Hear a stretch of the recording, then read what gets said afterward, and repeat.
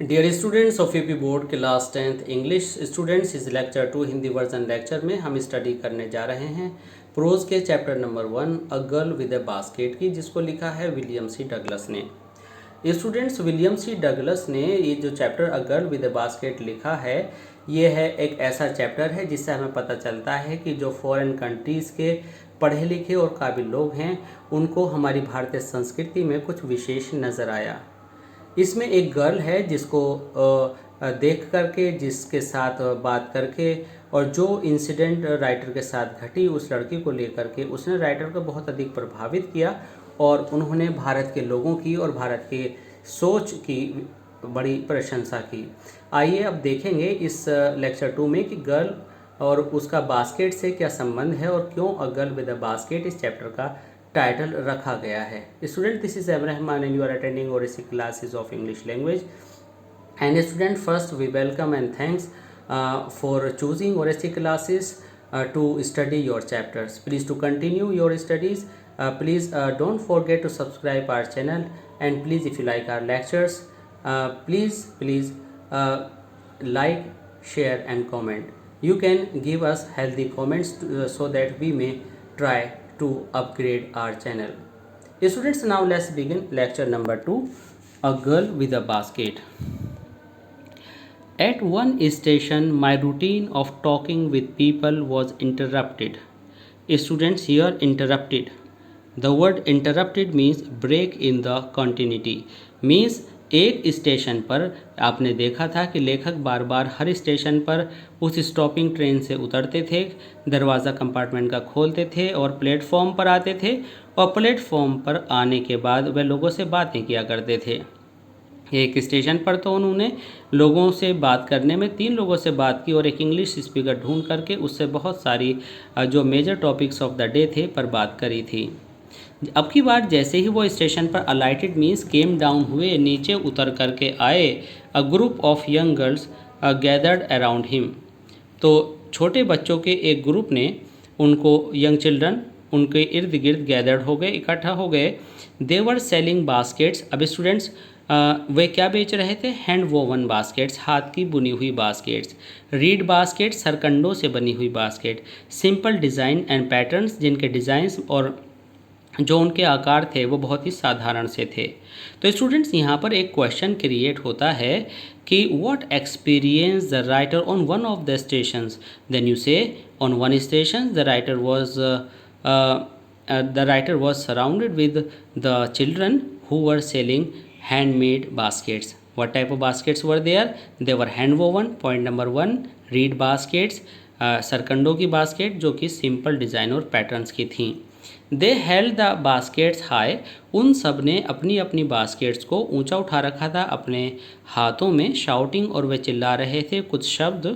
Writer कहते हैं I didn't know, मेरी समझ में नहीं आया, बट कन्वेइंग अनमिस्टेकेबली, लेकिन वो पूरी तरह से कन्वेइंग दर्शा रहे थे, अनमिस्टेकेबली बिना गलती किए, देयर डिज़ायर अपनी इच्छा को। अर्थात राइटर जो है उन बच्चों की लैंग्वेज तो नहीं समझ पा रहे थे, लेकिन वे उनके बॉडी लैंग्वेज को देख करके अनमिस्टेकेबली बिना गलती के ये समझ गए थे। ऐसे भी कह सकते हैं कि उन बच्चों ने बिना मिस्टेक किए, राइटर की लैंग्वेज को जाने बिना अपनी डिज़ायर को राइटर को समझा दिया था। अर्थात राइटर बच्चे क्या चाहते थे ये समझ गए थे। These were refugee children. Students, वे जो बच्चे थे वे उन शरणार्थी लोगों के बच्चे थे जो when partition between India and Pakistan was decreed, जब एक जो भारत और पाकिस्तान के बीच 1947 में गदर के समय में जो पार्टीशन हुआ था, decreed means ordered by law, और कानून ने भारत और पाकिस्तान को अलग अलग सीमाओं में बांधा था। और जब ये बंटवारा हुआ था, hundreds of thousands of people pulled up their roots, change their residencies, तो बहुत सारे लोगों के जो मूल निवास थे वो उखड़ गए थे। रूट्स मीन्स उनकी जड़ें उखड़ गई थीं और उन्होंने अपने रहने के स्थान चेंज कर दिए थे।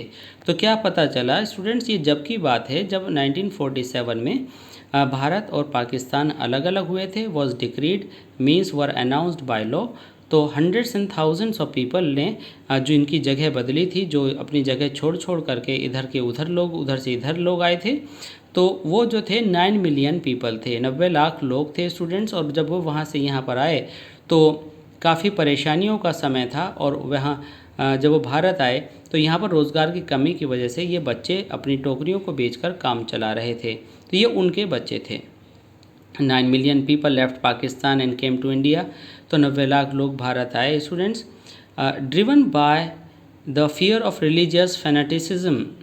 Religious fanaticism students, religious means you say धर्म, और फैनेटिसिज्म का मतलब कट्टरपन। तो स्टूडेंट्स यहाँ पर हमें पता चला कि जो 90 मिलियन लोग धर्म की कट्टरपन की वजह से पाकिस्तान छोड़ कर के भारत आए, ठीक है, उनमें से ये बच्चे थे। अब यहाँ पर एक क्वेश्चन आता है, why did people come to India from Pakistan? Then the answer will be the people come to India from Pakistan because there was partition between India and Pakistan and it was decreed. So hundreds of thousands of people pulled up their roots and they came to India because they were shifted to India, and they were driven by the fear of religious fanaticism. Student, this portion is very important. वह धार्मिक कट्टरपंथीपन के डर से भारत आए थे। दे वर poor people, वह गरीब लोग थे। Students, start with food and few belongings, उन्होंने थोड़े से खाने और कुछ सामान के साथ अपनी यात्रा शुरू की थी। सून दे वर आउट ऑफ फूड, वह बिना खाने के हो गए। A few days after they started, और कुछ दिनों के बाद जब उन्होंने अपनी यात्रा शुरू की थी उसके कुछ दिनों के बाद they began to fall by the way side, वह सड़क पर किधर भी गिरने लगे। From the weakness of hunger, भूख की कमज़ोरी से। And died where ever they fell, और वह मर गए जहाँ भी वे गिरे। तो स्टूडेंट्स, ये जो एक्ट का जो ये वाला पैराग्राफ है, इसके ऊपर शॉर्ट क्वेश्चन लगभग बोर्ड में आता ही है, इसके ऊपर एक्सप्लेनेशन लगभग आती ही है। इस पैराग्राफ को आप एक बार फिर देख लीजिए, छोटे छोटे पॉइंट्स में इस पैराग्राफ को ब्रेक कर लीजिए। तो इस पैराग्राफ का जो टाइटल है स्टूडेंट्स, आप लिख सकते हैं partition between India and Pakistan. तो ये जो partition between India and Pakistan है, ये इसका टाइटल हो जाएगा। समझ रहे हैं, इसका टाइटल हो जाएगा। तो पार्टीशन इंडिया एंड पाकिस्तान की जो शॉर्ट पॉइंटेड इन्फॉर्मेशन है वो क्या है कि hundreds of thousands of people ने पाकिस्तान छोड़ा, अपने घर बदले। 9 मिलियन पीपल ने पाकिस्तान छोड़ा, और वह धार्मिक कट्टरपन की वजह से भारत आ गए पाकिस्तान छोड़कर। वह गरीब लोग थे, और जैसे जैसे they were poorer as they began their long track, वह लंबे रास्ते पर आगे बढ़े, वह गरीब होते गए। कैसे?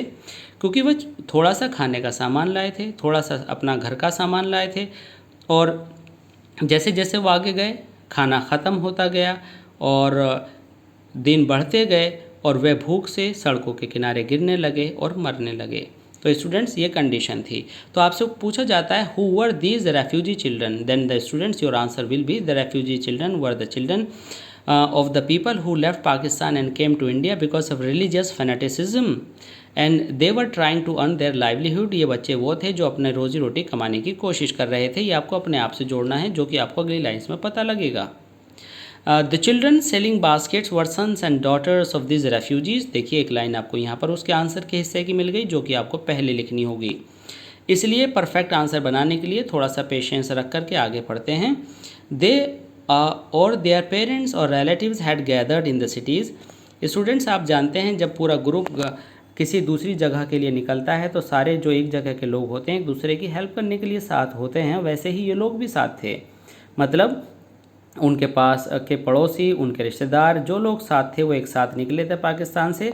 तो क्या हुआ कि उन्होंने जब वो भारत पहुँचे तो अपने पेरेंट्स के साथ, रिलेटिव्स के साथ, अपने नेबर्स के साथ वो गैदर हो गए सिटीज़ में, और सेटिंग अप स्टॉल्स, और उन्होंने वहाँ पर अपने स्टॉल्स लगा लिए। मैन्युफैक्चरिंग, और बनाने लगे सिंपल आर्टिकल, साधारण सी वस्तुएं। Trying to make a living in market already overcrowded, अभी आपको अगले पेज पर मिलेगा। और अपनी रोज़ी रोटी चलाने के लिए स्टूडेंट्स उन्होंने उन ऑलरेडी ओवर क्राउडेड मार्केट में पहले से ही जो भीड़ से भरी हुई थी में अपनी जगह बनाने की कोशिश की। कहने का मतलब स्टूडेंट्स यह है कि जब कोई व्यक्ति किसी देश से निकाला जाता है, दूसरे देश में जाता है, तो वहाँ पर एकदम एडजस्टमेंट करना बहुत मुश्किल होता है। वह वहाँ के लोगों के बारे में नहीं जानता, वह वहाँ के प्लेसेस के बारे में नहीं जानता। तो वैसे ही जब पाकिस्तान के लोग भारत आए तो उनको अपना रोज़गार बनाना, अपने रहने की जगह तलाश करना, अपने बच्चों का और अपनी फैमिली का गुजारा करना एक बहुत बड़ा चैलेंज था और वास्तव में ये एक बहुत ही दयनीय और बुरी स्थिति थी। लेकिन लोगों ने उसको झेला और उन बाज़ारों में आकर उन्होंने अपनी छोटी मोटी दुकानें ठिए लगाने शुरू किए जो कि पहले से ही ओवर क्राउडेड थी स्टूडेंट्स। और वहाँ पर उन्होंने उस ओवर क्राउडेड मार्केट में अपना जो भी साधारण सी वस्तुएं वे बना रहे थे बेचना शुरू कर दिया। तो यहाँ पर आप देखेंगे they lived in cloth and grass shades, ये बहुत ही इम्पोर्टेंट पोर्शन है students. How did they start living, उन्होंने कपड़े में और ग्रास के जो शेड्स थे छप्पर बनाए। दे लाइन द स्ट्रीट, और एक स्ट्रीट में लाइंड अप हो गए। मतलब सपोज करो खाली जगह पड़ी हुई है, उन्होंने दीवारें पर्दे डालकर बनाई, ऊपर छप्पर डाला, फिर आगे दूसरा बनाया, तो ये लाइन द स्ट्रीट इस तरह से उनकी जो एक झुग्गी झोपड़ी इस अंदाज के अंदर उन्होंने रहने की जगह बना ली। The peasants among these refugees students, इनमें जो खेती किसानी का काम करने वाले लोग थे।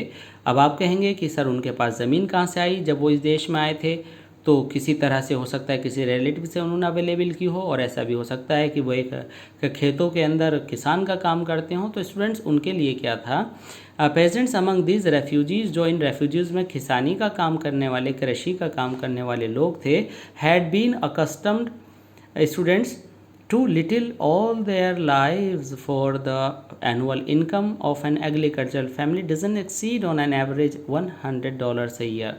स्टूडेंट्स उनके बारे में यहाँ पर उनकी फाइनेंशियल कंडीशन के बारे में बताया गया है, उनकी आर्थिक व्यवस्था, उनके पैसे के बारे में बताया गया है कि यहाँ पर दो तरह के लोग थे। कुछ तो ये साधारण से आर्टिकल्स, टोकरी और पंखे बनाकर अपनी ज़िंदगी चला रहे थे। दूसरे जो लोग थे वो थोड़े खेती किसानी करने वाले काम करते थे। और क्या था, जो उनकी लाइफ थी, उनकी एनुअल इनकम जो एग्रीकल्चरल फैमिली थी डजंट एक्सीड, ज़्यादा नहीं थी $100 ईयर से, अर्थात वे एक साल में $100 कमाते थे। तो स्टूडेंट्स ये जो आपका पोर्शन है ये आपके आंसर्स के लिए बहुत ही यूज़फुल प्रूव होने वाला है। The average unskilled labourer make 30 cents a day, और एक जो आम अनस्किल्ड मतलब जो काम अच्छा सा नहीं जानता था वो एक दिन में लगभग 30 सेंट्स अर्न करता था। अब स्टूडेंट्स यहाँ पर पैसे वगैरह क्यों नहीं लिखे हैं, पैसे इसलिए नहीं लिखे हैं क्योंकि राइटर अमेरिकन है और अमेरिका में पैसों की जगह सेंट्स होते हैं, रुपयों की जगह डॉलर होते हैं, इसलिए वो अपनी ही जो यूनिट्स हैं उनके अंदर इसको मेजर कर रहे हैं, जांच रहे हैं। तो आपने क्या देखा कि एक किसान एवरेज फैमिली कितना कमाती थी साल में, $100 ईयर। तो अब मान लीजिए कि एवरेज अनस्किल्ड लेबरर कितना कमाता था, एक औसतन नाकाम सीखा हुआ मजदूर 30 सेंट्स अ डे, और $1 में 100 सेंट्स होते हैं, तो और लेस देन $2 ए वीक। तो अब आप हिसाब लगाइए कि जो 30 सेंट्स अ डे है तो $2 अ वीक, तो लगभग अगर 30 सेंट्स ए है तो कितने हो गए 210, और 200 में $2, तो लगभग ये बैठा 210 सेंट्स में कि $2 एक वीक के 7 डेज़ में, जब आप 3 को 7 से मल्टीप्लाई करोगे तो there is 1 meal a day. और उनका जो खाना था स्टूडेंट्स, अभी खाने की बात बाद में करते हैं, तो इस तरह से जब एक हफ्ते में इतने उसने अर्न किए तो स्टूडेंट्स 48 हफ्ते लगभग एक वीक में, एक ईयर में होंगे, तो उसको मल्टीप्लाई जब आप करेंगे तो वो 48 2 96 के लगभग, मतलब $100 लिटिल बिट माइनस और प्लस आपका कैलकुलेशन आएगा। There is 1 meal a day, और उनका जो दिन भर का खाना था वो ये था, मील अ डे दिन का, प्रतिदिन का खाना, एन ऑनियन एक प्याज, अ पीस ऑफ ब्रेड एक रोटी का टुकड़ा, a bowl of pulse with milk और एक कटोरी भर दाल दूध के साथ, perhaps a bit goat cheese और थोड़ा सा बकरी के दूध का पनीर, no tea, no coffee, no fat, no मिठाई, नो स्वीट्स, नो घी, नो मीट, ये उनको नसीब नहीं था। $100 a year isn't $2 a week। जब आप हिसाब लगाएंगे तो $100 का सीधा सीधा इक्वल हिसाब $2 a week नहीं बनता है। Yet even that small amount is hard to earn by selling baskets to people। Students ये इतना सा अमाउंट कमाना भी उनके लिए एक बहुत मुश्किल काम था। समझ रहे हैं, ये इतना कमाना भी उनके लिए बहुत मुश्किल काम था। अब क्या था उनके सामने समस्या, that no doubt is the reason these little children descended on me. Student जब आप आंसर लिखेंगे तो आप लिखेंगे मी की जगह descended on the writer like locusts. Locust students, locust are, have you ever listen कि टिड्डियों का दल आया। अभी आपने पीछे कुछ दिनों में सुना था कि टिड्डी का दल हरियाणा पहुंचा, टिड्डी का दल फिर यूपी आ गया, खेतों में किसान बहुत परेशान थे। ये वही लोकस्ट हैं स्टूडेंट्स। तो इसको आप कह सकते हैं कि a group of large grass hoppers, ये बड़े बड़े टिड्डे एक साथ थाउजेंड्स ऑफ की क्वांटिटी में वहाँ पर पहुँचते हैं और फसल को खा जाते हैं। तो बिल्कुल बच्चों को यहाँ कंपेयर किया गया है, यहाँ सिमिली फिगर ऑफ स्पीच है कि जो बच्चे इतने सारे आ गए मेरे को ऐसे घेर लिया जैसे मानो किसी फील्ड को कोई टिड्डियों का दल घेर लेता है। ठीक है। आई एन अमेरिकन, यहाँ पर केस इन अपोजिशन है, मैं जो एक अमेरिकन था, was doubtless the most promising market they had seen. उन्हें लगता था कि मैं एक बहुत बढ़िया मार्केट हूँ। स्टूडेंट्स यहाँ पर मेटाफर फिगर ऑफ स्पीच है, लिटरेरी डिवाइस है। तो स्टूडेंट यहाँ मेटाफर क्यों है? राइटर अपने आप को एक बहुत बढ़िया मार्केट कह रहे हैं। मार्केट मीन्स जहाँ पर सामान अच्छे से बेचा जा सकता है और कीमत अच्छी मिल सकती है। कहने का तात्पर्य यह है कि बच्चों ने लेखक को सोचा कि वह अमेरिकन विदेशी है, इसलिए उनकी टोकरियाँ अच्छे महंगे पैसे मतलब ज़्यादा पैसे देकर ख़रीद लेंगे, इसलिए वह उन पर टूट पड़े, इसलिए उन्होंने उनको घेर लिया। तो स्टूडेंट्स यहाँ पर आता है who were the children, these were refugees, these were the children of those refugees who left Pakistan and came to India. Students where did they install their tents, they installed their tents in the already overcrowded markets. How did they start living? They lived in cloth and grass sheds. वह कपड़े के और घास के जो छप्पर के जो घर बनाकर गलियों में लाइन से रहने लगे।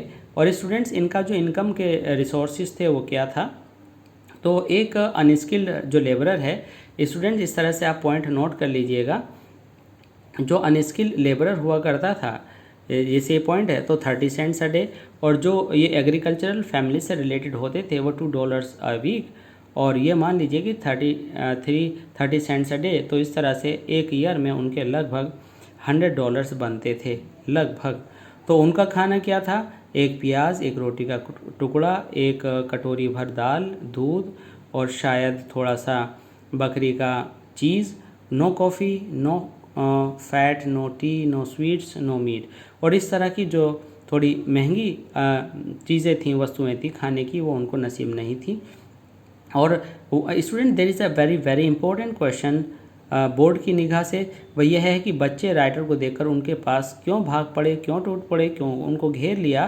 तो स्टूडेंट्स वो यह है कि उन बच्चों को पता था कि निसंदेह जो राइटर हैं वह एक विदेशी व्यक्ति हैं और वह उनके सामान को अच्छे भाव देकर ख़रीद लेंगे, इसलिए वह उन पर टूट पड़े।